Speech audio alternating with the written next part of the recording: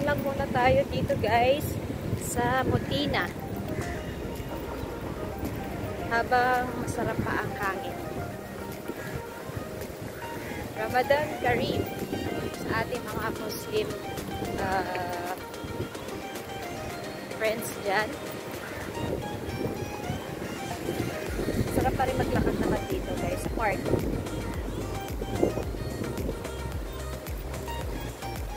Hangin-hangin pa rin.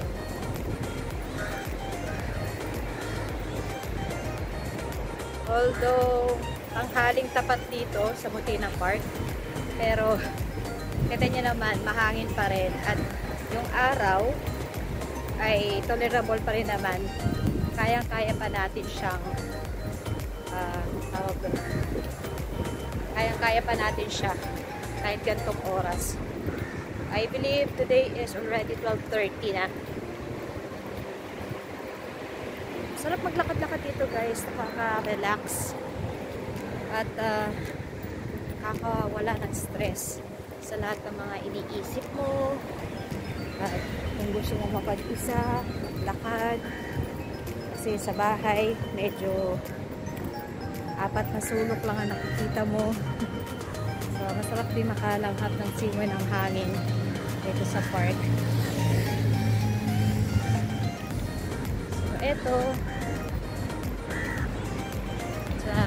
kasi sa mga susunod na linggo hindi ko na ito magagawa ang maglakad-lakad sa park. Siguro once in a blue moon makakapaglakad tayo, pero soon kasi mag-start na ako ng bagong trabaho, so magiging medyo busy na tayo. Hopefully yung bago kong papasukan ng work ay maging maayos naman ang aking maging trabaho, and hoping na magtagal din ako doon tulad ng sa Trojan. Pero siguro naman hindi naman ako aabuti ng mga more than 10 years doon kasi sobrang tagal na ng 10 years. So hopefully makapag settle down na kami sa Pilipinas. Kasi nakakapagod din na palaging mga mukan. And yun nga, hoping soon na sa Pilipinas maka-establish tayo ng any small business na hindi na natin kailangan pang mga muhan. So praying na mangyari yun in future.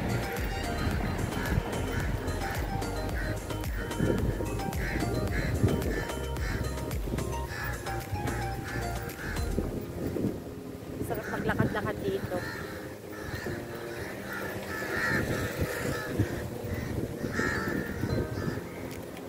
Sarap ng hangin kahit na mainit at tirik na tirik ang araw.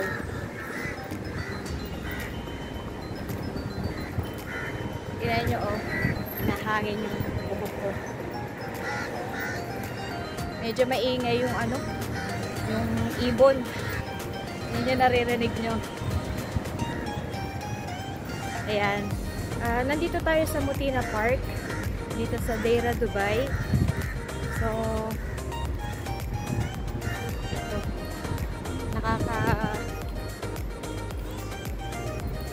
Na ako, 1.5 way na ako doon sa pabalik sa bahay. So yun yung mga ayan, dami no? Daming ibon.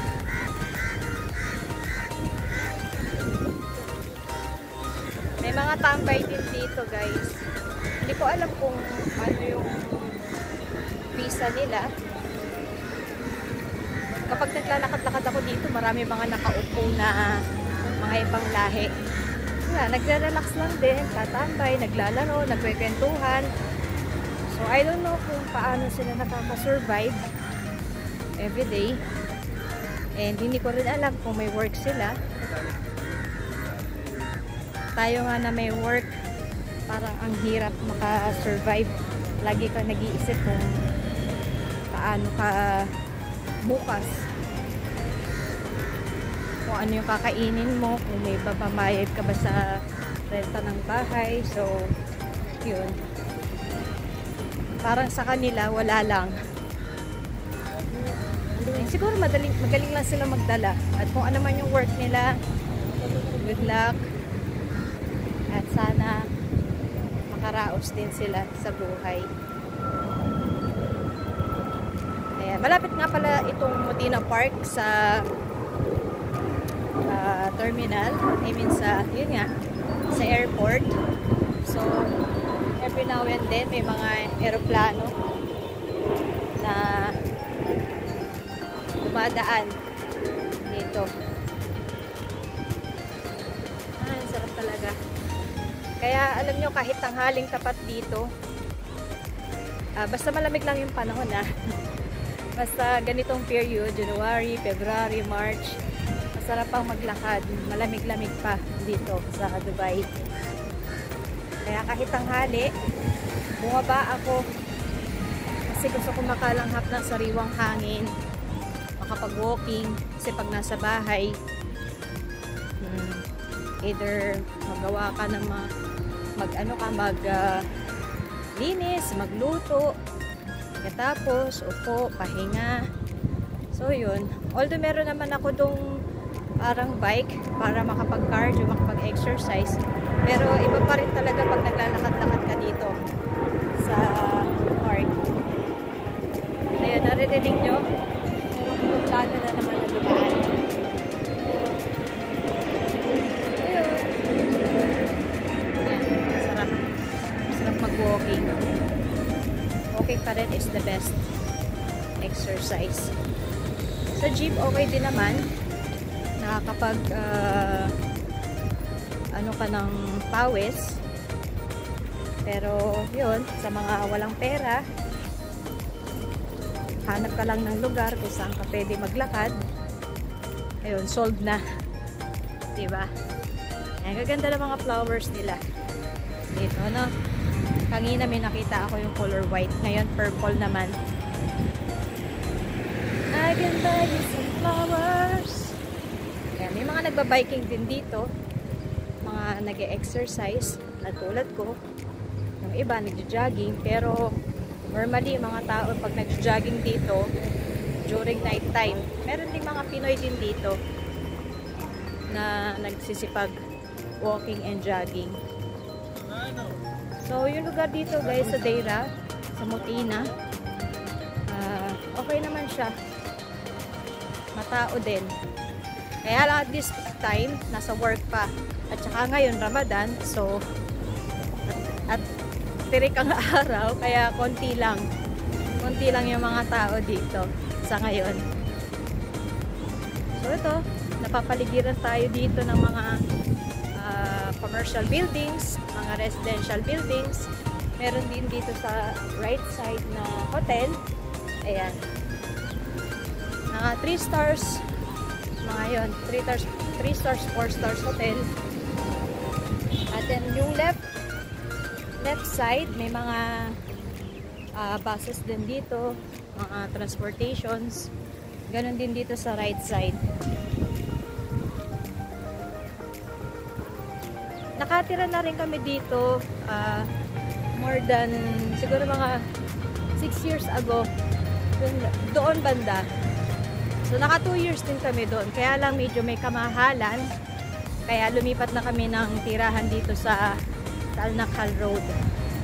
So doon mas mura at saka mas maluwag yung aming tinitirhan kumpara dito sa Mutina, tsaka affordable naman siya. So, ayan guys, mahaba-haba na yung ating nalakad at marami na rin akong naikwento. So, ayan, nakikita nyo, may mga nakaupo, may mga sasakyan, may mga buses, mga kotse, may mga nagwo-walking din, mga ibang lahi. Ayan. Oh, sarap maglakad. Medyo pinagpapawisan na nga ako eh. Wala nga lang akong dalang bimpo or panyo. So, yun lang guys. I hope nagustuhan nyo ang ating walking tour dito sa Mutina Park. At sana ay ay palagi kayong healthy and safe. So, bye for now. And hope to see you soon on my next vlog. Okay, see you again.